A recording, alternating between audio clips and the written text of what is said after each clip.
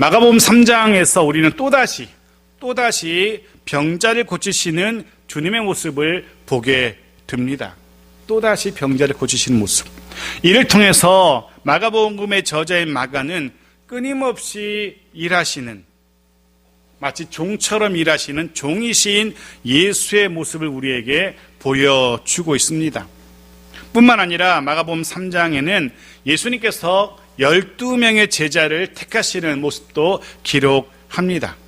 그와 같은 내용들이 3장에 기록된 내용들입니다. 그 중에 우리는 오늘 1절부터 6절까지의 본문, 그리고 그 속에서 병자를 고치시는 주님의 모습을 보게 될 것이고요. 그리고 그런 예수님에 대하여서 유대 지도자들, 바리새인들이 어떻게 반응하는지 그들의 반응까지 우리가 보게 될 겁니다. 자, 먼저 1절입니다. 보십시오. 같이 읽죠. 시작. 예수께서 다시 회당에 들어가시니 한쪽 손 마른 사람이 거기 있는지라. 아멘. 주님께서 다시 회당에 들어가십니다. 자, 먼저 회당에 대해서 생각해 보십시오. 회당 어떤 것입니까? 유대인들의 모임 장소죠. 그들의 삶의 중심이라고도 할 수 있습니다. 주중에는 모여서 성경을, 율법을 공부하고 안식일에 모여서 예배하는 그런 공간입니다. 더불어서 우리가 지금까지 살펴본 바에 따르면 이곳 회당, 그리고 회당에 모인 유대인들은 결코 예수님에게 호의적이지 않았다는 것, 아니 아주 적대적이었다는 것을 우리가 이미 알고 있습니다. 그렇습니다. 회당은 예수님을 반대하는 이들로 가득한 곳입니다. 예수님의 약점을 잡아서 트집 잡고 문제를 삼으려는 그런 이들로 가득한 곳이 회당입니다. 그런데 그런 곳으로 예수님께서 다시 들어가고 계시는 겁니다. 마치 제 발로 호랑이 굴에 걸어 들어가는 것 같은 어리석은 짓이죠. 어리석은 모습이죠. 심하게 표현하자면 정신 나간 사람인 것처럼도 보입니다. 자신에게 적대적인, 못 잡아먹어서 안다는 사람들이 가득한 곳으로 왜 굳이 들어가려 하실까? 호랑이 굴로 들어가는 사람처럼 보입니다. 하지만 아니었습니다. 예수님에게 있어서 회당은 호랑이 굴이 아니었습니다. 아니, 어쩌면 호랑이 굴일 수 있습니다. 하지만 동시에 그럼에도 불구하고 그곳에서는 많은 사람들이 만날 수 있는, 말 그대로 어장이었던 거죠. 그들에게 하나님 나라의 복음을 선포할 수 있는 사역의 아주 좋은 현장이었던 겁니다. 굳이 사람들을 불러 모으지 않아도 모여 있는 곳입니다. 들어가서 복음만 전하면 되는 아주 좋은 사역의 현장이었던 겁니다. 그래서 예수님은 다시금 그곳에 들어가십니다. 사역의 현장에 대해서 묵상해 봅니다. 저와 여러분의 사역의 현장은 어디인지 생각해 봅니다. 여러분의 사역의 현장, 그리스도인으로 사역해야 될 장소 어디일까? 1차적으로는 가정, 우리의 가정이 우리의 사역의 현장이어야 합니다. 그곳에서 하나님 나라의 복음을 전할 수 있어야 됩니다. 말로써 또 삶으로써 주의 복음을 드러낼 수 있는 사역의 현장, 가정이어야 됩니다. 가장 가까운 가족들에게 선한 영향력을 미치지 못한다면, 누구보다 편안하고 가장 친한 가족들에게 복음을 살아내는, 복음으로 살아내는 모습을 보여주지 못하면서 다른 곳에서 아주 낯선 이들, 처음 만나는 이들, 그들에게 그리스도의 복음을 전하고 사역을 감당한다고 말하는 것은 좀 앞뒤가 맞지 않는 그런 표현일 겁니다. 기억하십시오. 우리의 사역의 1차적인 현장은 가정이어야 한다는 사실. 나아가서 우리의 일터도 우리의 사역의 현장이어야 됩니다. 우리가 일하는 곳도. 어쩌면 직장인들이라든가 이런 분들은 매일같이 사표를 던지고 싶은 곳일 수도 있을 겁니다.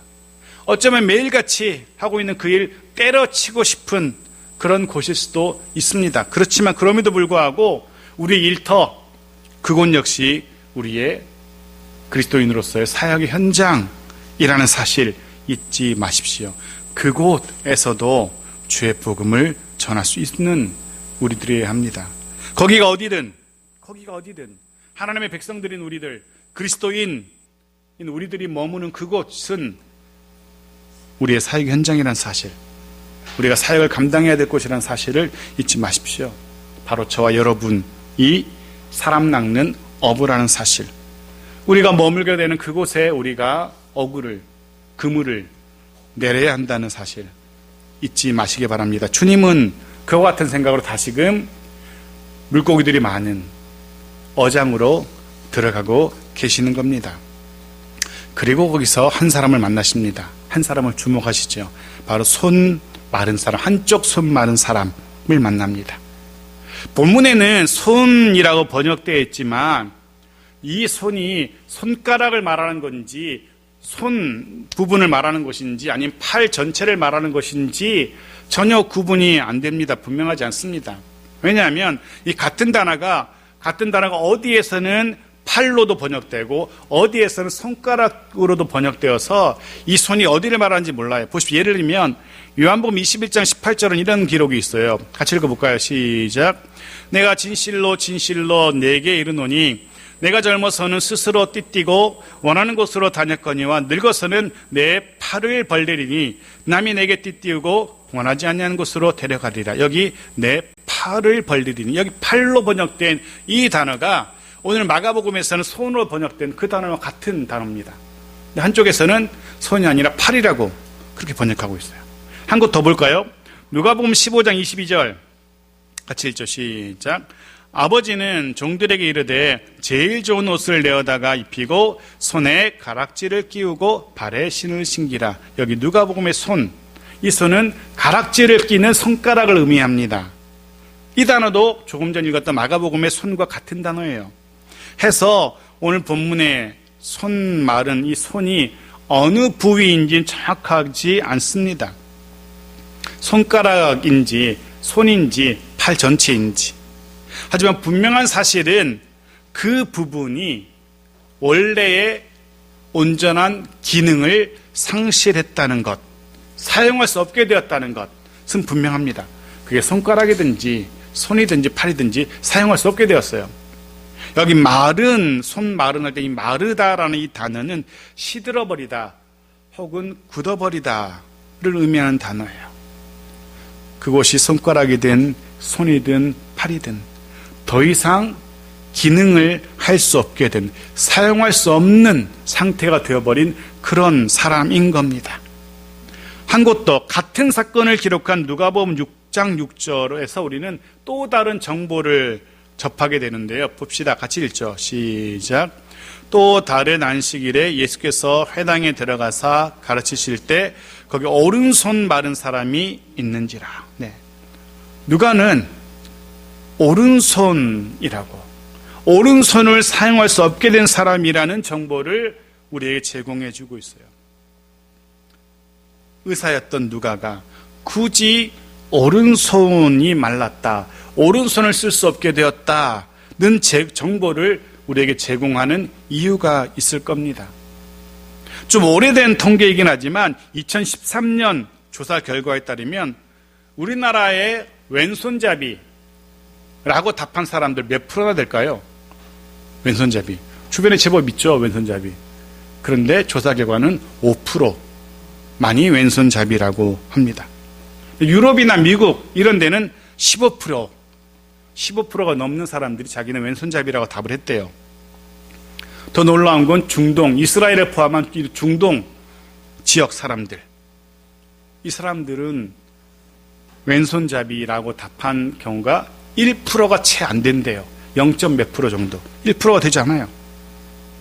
왜 중동 국가에서는 왜 왼손잡이가 이토록 적을까? 왜냐하면 그 지역에서는요, 하긴 우리나라도 제가 아주 어릴 때는 왼손잡이 쓰면 엄마한테 맞았어요.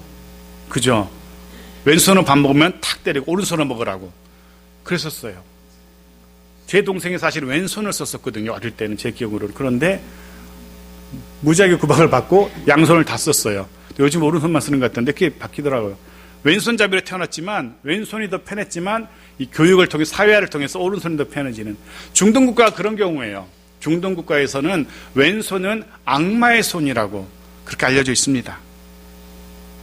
실제로 이 왼손을 뜻하는 단어 영어 시니스터인데 라틴어에서 왔는데 그 라틴어는 원래는 악마, 불길한, 사악한 이런 단어였어요. 불길하다, 사악하다 이런 단어가 나중에 왼손이라는 단어에 쓰이게 된 거예요. 왼손을 가르쳐요. 그렇습니다. 그러니 왼손이 더 편해도 왼손을 쓰지 않아요. 왜? 악마의 손이라고, 불길한 사람이라고 여겨졌기 때문에. 그래서 굳이 오른손을 쓰고 있는 거예요. 유대 사회도 다르지 않았습니다. 통계적으로도 오른손잡이가 훨씬 많았을 거예요. 해서 이 사람도 오른손의 기능을 잃어버린 이 사람도 원래 오른손잡이였을 가능성이 훨씬 크죠. 그렇다면 생각해 보십시오. 오른손이 편한 사람이 오른손을 쓸 수 없게 됐어요. 얼마나 불편하겠어요. 불행 중 다행으로, 만일에 불행 중 다행으로 원래 왼손잡이여서 뭐 별로 불편하지 않다 할지라도 그 사회에서는 왼손만으로 일할 수 있는 직업을 구하는 것 불가능했을 겁니다. 무슨 이야기입니까? 이 오른손의 기능을 상실한 이 사람은 혼자서는 생계를 꾸려갈 수 없는 그런 사람이었다는 겁니다.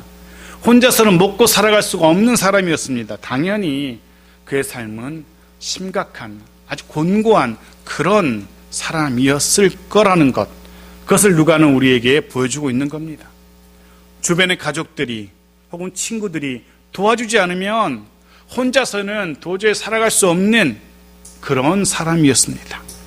누군가 도와야만 하는, 우리 생각에는 한쪽 손 못 쓰는 게 뭐 그리 대수냐 하겠지만 그 당시 문화권에서는 그렇지 않았던 겁니다. 아주 비참한 삶을 살 수밖에 없었습니다. 돈을 벌 수 없으니 사람의 도움을 청해야 되고 그것도 하루 이틀이지. 그런 생각 해봅니다. 우리 주변에는 아무 문제 없어 보이고 멀쩡해 보이는 사람들이지만 자세히 들여다보면 우리의 도움이 필요한 이들 있다는 사실, 나의 도움이, 우리의 도움이 필요한 공고한 이들 있다는 사실을 금방 발견할 수 있습니다. 때로는 심리적으로, 때로는 육체적으로 손 마른 이들 우리 주변에 있습니다. 어쩌면 아주 가까운 곳에 있을지 모르겠습니다. 내가 도와야 할, 내가 그들의 손과 발이 되어줘야 할 손 마른 이들 우리 주변에, 우리 가까이 있을 수 있습니다. 그래서 이렇게도 생각해 봅니다. 지금까지 이전에는 참 한심하게 생각되던, 이전에는 참 답답하게 여겨지던, 이해되지 않던 남편이나 아내나 자녀들이나 친구들, 조금만 생각을 바꾸면 기능을, 아직은 기능을 상실한 채 있는 손 많은 사람이 아닐까라는 생각도 하게 됩니다. 나의 이해와 조금 더 나의 이해, 조금 더 나의 배려, 조금 더 나의 손길이 필요한, 아직은 손 마른 사람, 공고한 사람, 불쌍한 사람이라고도 여겨집니다. 더불어서 언젠가는, 그 시간이 얼마나 될지 모르지만 주의 긍휼하심과 주의 은혜로 그 기능을 회복하게 될 날도 올 거라는 그런 믿음도 우리가 잃지 말아야 될 겁니다. 그리고 가장 중요한 깨달음은 이겁니다. 어쩌면 이 본문의 손 마른 자의 모습이 어쩌면 내 모습은 아닐까, 여러분의 모습은 아닐까는 그런 생각을 하게 되어집니다. 왜냐하면 우리도 스스로 생각해 보면 적어도 그리스도인으로서의 온전한 기능은 다하지 못하고 있는, 솔직히 그런 모습인 것을 우리가 고백할 수밖에 없기 때문에 그렇습니다. 온전한 그리스도인의 기능을 상실한, 빛으로서의 기능, 소금으로서의 기능 상실한 우리의 모습은 아닐까 해서 바라기는, 우리 모두에게 오늘 이 본문의 사람처럼, 이 손 많은 사람에게 임했던 주의 긍휼과 은혜처럼 우리에게도 동일한 주의 긍휼과 은혜가 임하시기를 해서 우리의 마른 손이 다시금 회복되어지기를, 우리의 마른 인생이, 우리의 마른 가정이 다시금 회복되어지기를 간절히 소원합니다. 자, 2절입니다. 같이 읽죠. 시작. 사람들이 예수를 고발하려 하여 안식일에 그 사람을 고치시는가 주시하고 있거늘. 여기 사람들은 바리새인들입니다. 6절에 그 사실이 나와요. 같은 사건을 기록한 누가복음 6장 7절 역시 이들이 바리새인들, 서기관들이라고 우리가 알려줘요. 자, 이들이 예수를 주시하고 있거늘 주시하고 있어요. 이유는 늘 그랬듯이 안식일을 범하는지 범하지 않는지, 안식일을 범하는 장면, 그 현장을 잡아서 고발하기 위함입니다. 안식일에 사람을 고치는 일을 함으로써 안식일을 범하는지 어떤지 주시하고 있는 겁니다. 여기 사용된 주시라는 단어는 맨눈으로 째려보고 있는 거예요. 아주 한순간도 놓치지 않으려고 계속해서 면밀하게 지켜보고 있는 그런 모습을 뜻하는 단어입니다. 어쩌면 좀 나쁘게 생각하면 이 손 많은 사람을 일부러 데려다 놓지 않았을까? 예수님이 잘 보이는 곳에 일부러 데려다 놓지 않았을까라는 그런 생각도 해봐요. 굳이. 사실은 생각해 보십시오. 나중에 또 말씀드리겠지만 이 손 마른 사람, 오른손이 마른 사람, 오른손의 기능이 상실했으면 대개의 경우는 어떻게 합니까? 긴 옷이나 이런 걸로 가리죠. 막 자랑스럽게 자기의 손 마른 자 드러내고 다니는 사람 없잖아요. 굳이 드러내지 않아요. 그럼에도 예수님이 금방 알아봤다는 것은 이 바리새인들, 서기관들이 일부러 예수님에게 이렇게 손 마른 사람 눈에 띄게 해서 안식일에 고치게 하고 그걸 빌미로서 잡아서 어떻게 하려고 하는 거 아닐까라는 그런 생각도 들긴 합니다. 우리가 지난 본문에서 보았던 것처럼 유대 율법이 금하는 안식일 해서는 안 되는 일들이 있었습니다. 병자를 고치는 것 당연히 해서는 안 됩니다. 물론 생사를 알 수 없는, 지금 안 고치면 목숨을 잃을 것 같아. 그러면 고쳐야 돼요. 안식일도 생명과 관계된 일은 허용을 해요. 예를 들면 출산을 돕는 일. 애가 지금 막 태어나고 있어요. 출산하고 있는데 지금 안 도와주면 아이가 생명을 잃고 산모도 위험해. 그럼 그런 경우는 도와서 아이를 낳게 해요. 일을 하게 해요. 하지만 오늘 본문에 등장하는 이 손바른 사람의 경우는 전혀 다르죠. 안식일이 아니더라도 다른 날에 얼마든지 고칠 수 있어요. 급한 경우가 아니에요. 해서 이 사람을 고치게 되면 안식일을 범하는 게 돼요. 해서 바리새인들이 눈에 불을 켜고 예수님을 주목해요. 그래서 예수님이 어떻게 할까? 보십시다. 3절 같이 읽죠. 시작. 예수께서 손 마른 사람에게 이르시되 한가운데 일어서라 하시고. 바리새인들이 볼 때는 옳거니 걸려들었다 싶었을 거예요. 예수님께서 손 마른 사람을 부르십니다. 그리고 회당 한가운데에 서게 하시는 겁니다. 나와서 여기 좀 서라 라고. 자, 우선 생각해 보십시오. 여러분이 이 본문에 등장하는 손 마른 사람의 입장이라면 굳이 모든 사람들이 주목하고 있는 그 현장, 그 중심에 나와서 설 수 있을까? 자신의 약점, 자신의 부끄러운 부분, 자신의 약한 부분 숨겨도 시원찮을 판에 그게 무슨 자랑거리라 굳이 사람들 앞에 나가서 자신의 그 부분을 드러내고 싶겠어요. 감추고 싶을 겁니다. 저라면 저의 마른 손을 가능한 한 숨기고 회당의 모임이 마치자마자 후다닥, 지금으로 말하면 축도가 채 끝나기도 전에 후다닥 집으로 돌아가려 했을 거예요. 안식일을 범할 수는 없으니까 안식일에 나와서 회당에 가서 예배는 드리지만 자기의 그 부끄러운 마른 손을 감추고 그랬을 것 같아요. 절대로 사람들 앞에 자신의 그 마른 손을 보여주고 싶지 않았을 거예요. 그런데 주님은 그런 사람을 회중의 한가운데에 세우고 계시는 겁니다. 오히려 더 드러내려 하시고 오히려 더 사람들의 시선을 끌고 계십니다. 지금 주님은 자신을 주시하고 있는 바리새인들의 그 시선, 그 눈길을 피할 생각이 조금도 없으셨어요. 말씀드린 것처럼 사실 굳이 오늘 이 안식일이 문제가 되는 안식일이 아니라 다른 날 얼마든지 주중에 얼마든지 그 사람 따로 불러서 고치실 수도 있잖아요. 수많은 사람들 앞에서 어쩌면 그들은 나중에 자신을 고발하는 데 필요한 증인이 될 수도 있어요. 수많은 사람들이 다 증언할 거 아니에요. 나도 봤다. 예수가 안식일에 회당에서 사람 고치는 거 나도 봤다. 수많은 사람들이 증인이 될 수 있어요. 그런 사람들이 있는 곳에서 굳이 정 안식일에 고치고 싶으셨으면, 마음에 약간 찔리셨으면 회당 나가서 회당에 모임 마치고 저기 인적이 뜸한 곳, 가로등도 잘 안 비치는 곳, 그런 곳에 조용히 불러서 고치셔도 되잖아요. 하지만 주님은 안식일에 그 회당 안에서 모두를 주목하게 한 이후에 이 사람을 고치시려 합니다. 조용히 고쳐도 시원찮을 판에. 이유가 무엇이었을까? 주님은 지금 바리새인들과 한판 하고 싶으신 거죠. 니들이 나를 주목하고 있구나. 그래, 한번 해보자, 어디 한번. 그런 마음이신 거예요. 바리새인들과 맞서고 계십니다. 그들이 주목하는 이 시간, 이 자리를 통해서 안식일에 대해서 정확한 참된 교육을 하길 원하셨던 겁니다. 사람들이 그렇게 노려보고 있어도 개의치 않으시는 거예요. 네, 깨닫는 것.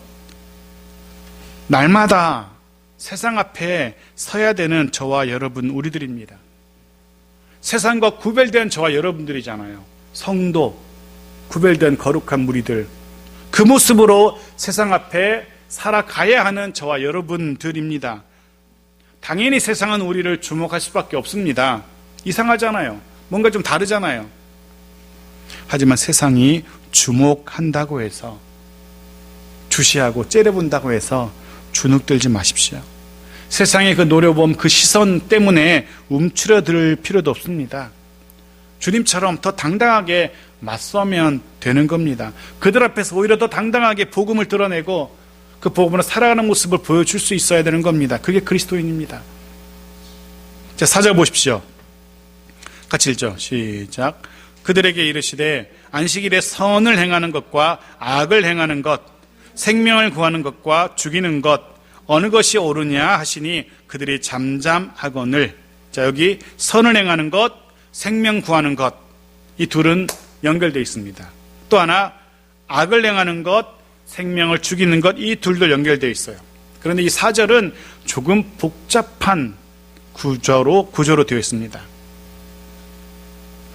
말씀드린 것처럼 사실 손바른 자의 경우는 생명이 위급한 경우가 전혀 아닙니다. 다음날 고쳐도 아무 상관이 없어요. 선을 행하는 것 괜찮습니다. 악을 행하는 것 괜찮은 비유입니다. 안식일이지만 선을 행할 것인가 말 것인가, 이 비유. 그런데 생명을 구하는 것, 이 손바른 자람 고치는 건 생명 구하는 거 아니잖아요. 그래서 생명을 구하는 것, 죽이는 것, 이게 좀 과장된 표현 같아요. 손바른 자 고치면 생명을 구하는 것이고, 안 고치면 생명을 죽이는 것인가? 그런 의미가 아니에요. 그래서 여기서부터 조금 정신을 바짝 차리고 말씀을 들어보십시오. 첫 번째, 선을 행하는 것과 악을 행하는 것, 이것은 손바른 자를 대하시는 주님의 선택이에요. 주님께서 이 사람을 고칠 것인가 말 것인가, 이 사람을 고쳐서 선을 행할 것인가, 고치지 않아서 악을 행할 것인가, 주님의 선택입니다. 만일 손마른 자를 고친다면 그거는 선을 행하는 거예요. 반대로 안식일이니까 고치지 말자, 그럼 주님 입장에서는 선이 아닌 악을 행하는 게 되는 거죠. 해서 주님은 그 둘 중에 선을 행하시기로 하시는 겁니다. 이해되시죠? 선을 행하는 것, 악을 행하는 건 주님의 선택이에요. 선을 행할 것인가, 그래서 그 사람 고칠 것인가, 악을 행할 것인가, 말 것인가, 주님의 선택입니다.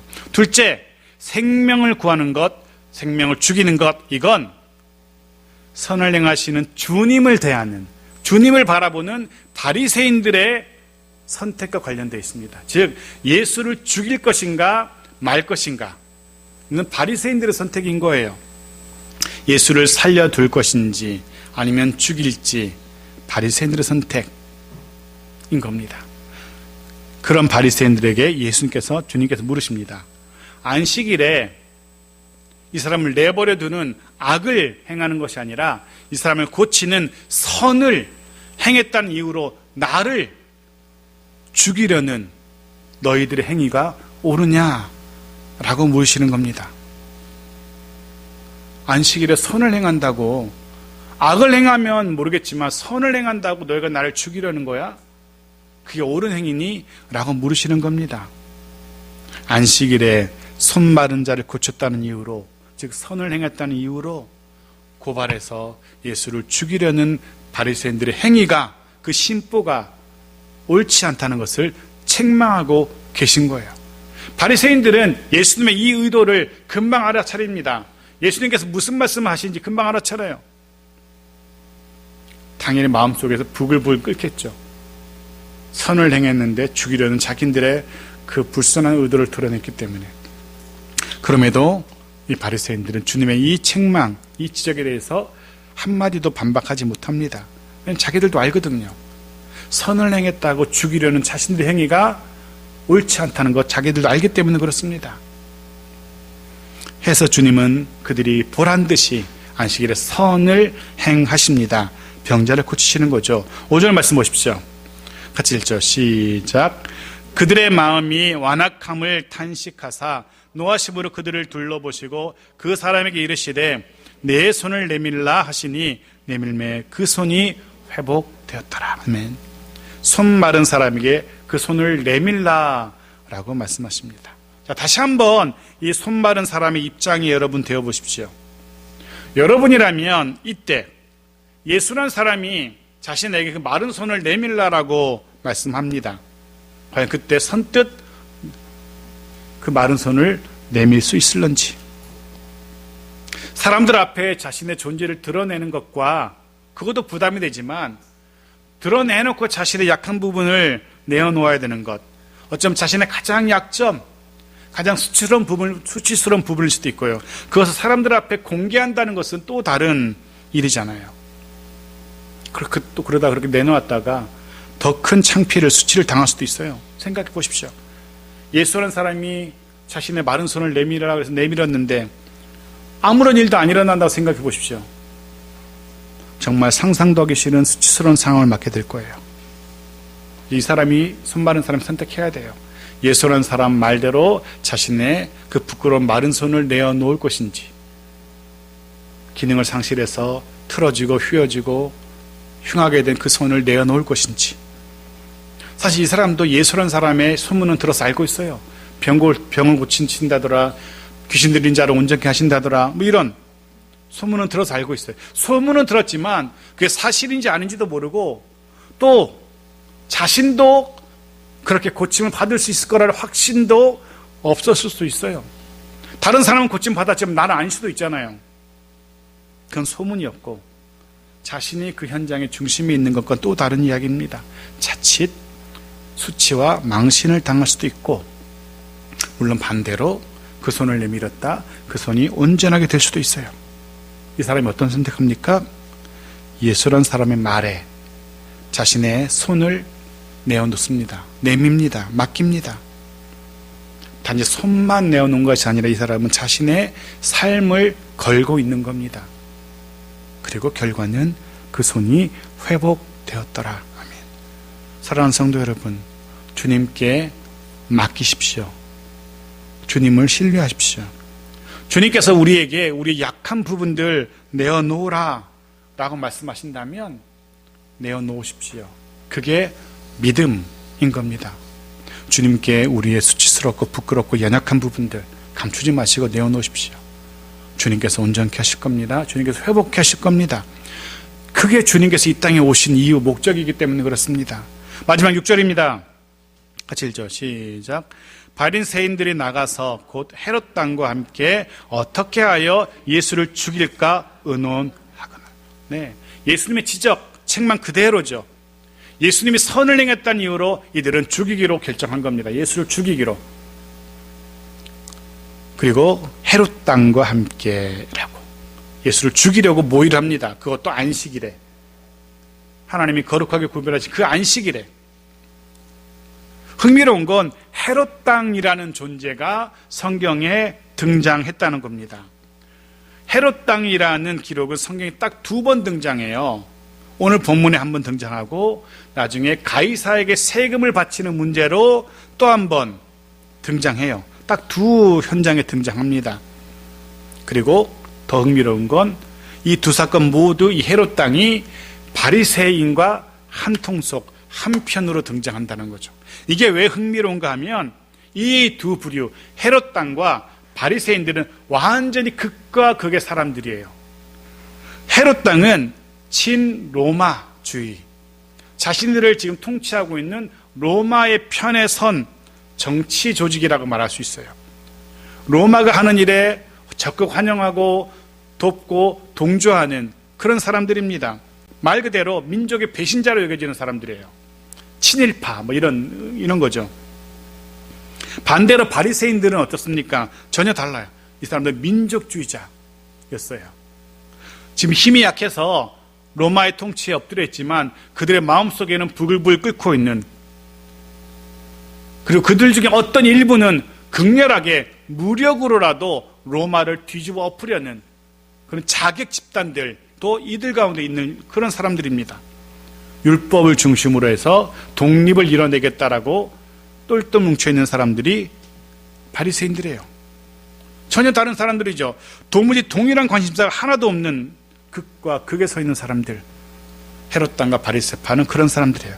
그런데 그들이 손을 잡습니다. 적과의 동침도 아니고 손을 잡아요. 무엇 때문에? 무엇을 위해서요? 굳이 한 사람 예수를 죽이려는 목적으로. 전혀 하나 될 수 없는 사람들이 하나 되고 있는 겁니다. 죽이기 위해서. 선을 행한 주님을 죽이기 위해서 하나 됩니다. 주님의 질문을 다시 한번 생각해 보십시오. 안식일에 선을 행하시는 주님과 안식일에 사람을 죽이려는 이들, 누가 안식일을 범한 겁니까? 안식일에 사람을 죽이려는 이들이 안식일을 범한 거죠. 세상의 관심은 그런 것 같습니다.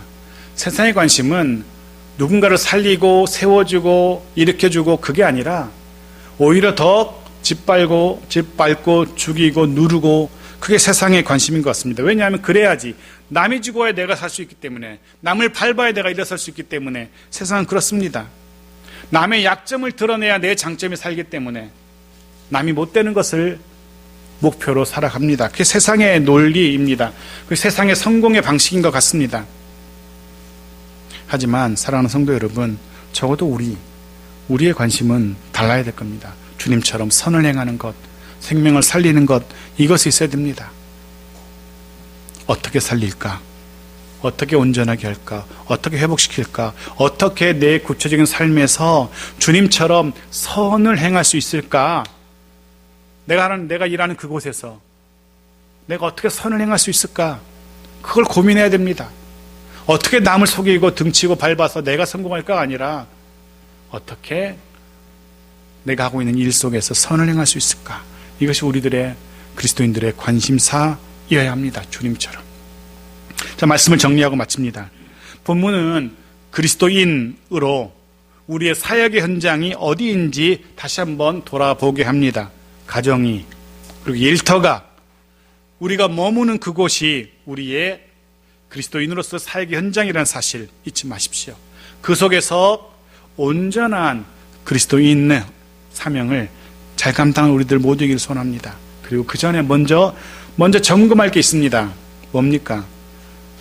내가 그리스도인으로 사역할 때 필요한 기능들 잘 기능하고 있는지 먼저 돌아봐야 됩니다. 소금과 빛으로서의 기능에 문제가 없는지, 내 감정은 문제가 없는지, 내 육신은 문제가 없는지, 내 심령은 문제가 없는지, 잘 기능하고 있는지, 나와 가족들, 나와 주변 사람들과의 관계는 잘 작동하고 있는지, 그런 기능들을 점검해 볼 필요가 있습니다. 그것들 가운데 혹시 문제가 있다면 부끄러워 마시고 주저하지 마시고 주님 앞으로 나아가야 됩니다. 주님 앞에, 주님, 이게 문제가 좀 있는 것 같아요. 우리 가정에 이런 부분이, 내 심령에 이런 부분이, 내 관계가, 누군가의 관계가 이런 부분에 문제가 있는 것 같습니다 라고 주님께 내어놓아야 돼요. 사람들이 어떻게 생각할까? 세상의 시선, 사람들의 이야기, 그거에 신경 쓰지 마십시오.